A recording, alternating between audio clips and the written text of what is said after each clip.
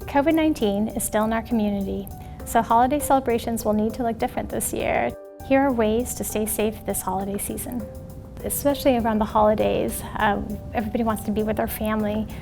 However, it is incredibly risky at this time, especially with how high our COVID cases are locally as well as nationwide. Right now, we really need to still be so vigilant about wearing masks and staying at least 6 feet away from folks and try to avoid having big gatherings. What we recommend for families is just to celebrate within their household family members or their safety bubble, and that if you're considering still celebrating with multiple family members coming from long distances, that it is risky.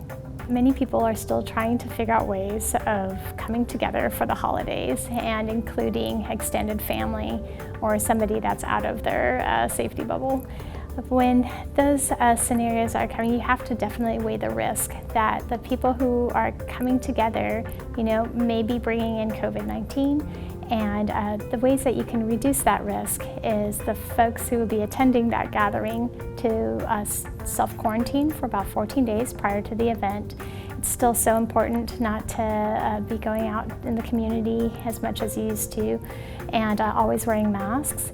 It's important that one person set up all the plates and serve all the food rather than doing a buffet style. Really recommended to have good air circulation in your house, be it trying to stay outdoors, has less risk than indoors, and always still wearing a mask within your 6 feet and hand washing throughout.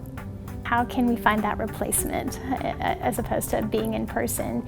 And I think there have been some creative suggestions that are out there. Sharing a meal at the same time but at different households can be done by using some sort of virtual platform and just checking in, and you can share the recipes or the meals and show what you're having. And also, I would think of the community members that you have in your neighborhood that may not have, that live alone, and COVID-19 has had a very large impact on people. It has an impact on mental health, and we know that togetherness helps so much in this process. And I think even just cards and phone calls and some sort of checking in during the holidays is very useful. Whether we're celebrating the holidays or just your everyday activity, I think the key thing is remembering we have to prevent COVID-19. It should always be at the top of your mind. Continuing to follow with the 3 W's.